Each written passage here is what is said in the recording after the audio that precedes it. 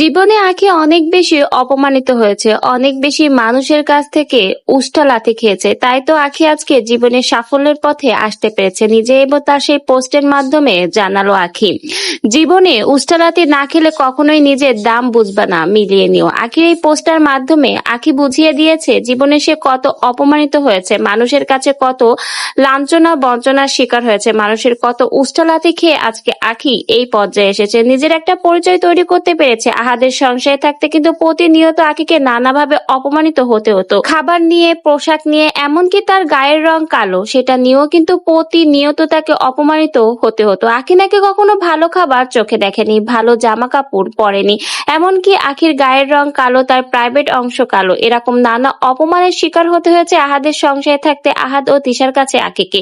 সেই সকল উষ্টা লাথি অপমান খেয়ে আঁখি কিন্তু আজকে এই পর্যায়ে এসেছে। এজন্যই হয়তো আঁখি তার সেই অনুভূতির কথাই তার পোস্টের মাধ্যমে এবার জানিয়ে দিল, উষ্টা লাথি না খেলে জীবনে ভালো কিছু করা যায় না। প্রত্যেক মানুষের জীবনের সাফল্যের পেছনে কিন্তু কিছু কষ্টের স্মৃতি রয়েছে, কষ্টের সময় রয়েছে, যেটা মনে করেই মানুষ সামনের দিকে এগিয়ে যায়। আঁখিও হয়তো তার এই কষ্টের কথাগুলো চিন্তা করে, কষ্টের দিনগুলোর কথা মনে করে আঁখি আজকে তার এই পর্যায়ে এসেছে। আঁখি যদি আজকে এই কষ্টগুলো না পেত তাহলে হয়তো বা আঁখি বুঝতো না মানুষ সংগ্রাম করে কিভাবে বেঁচে থাকতে হয়।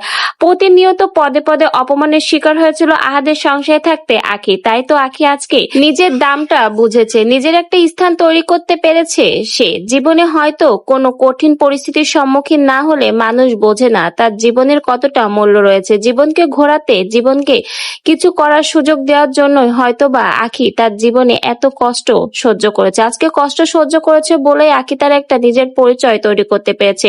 মানুষের উষ্টা লাথি খেয়ে আঁখি তার দাম, আঁখি তার মূল্যায়নটা বুঝতে পেরেছে। তাই তো আঁখি তার কঠোর পরিশ্রমের মাধ্যমে আজকে নিজের একটা প্ল্যাটফর্ম তৈরি করেছে। তো ভিউয়ার্স, আঁখি কিন্তু তার এই পোস্টার মাধ্যমে তার সেই কষ্টের দিনগুলো, কষ্টের অনুভূতির কথাগুলো তুলে ধরেছে, যার মাধ্যমে আজকে আঁখি তার একটা স্থান তৈরি করতে পেরেছে, তার একটা শক্তপোক্ত প্ল্যাটফর্ম তৈরি করতে পেরেছে এই সোশ্যাল মিডিয়াতে।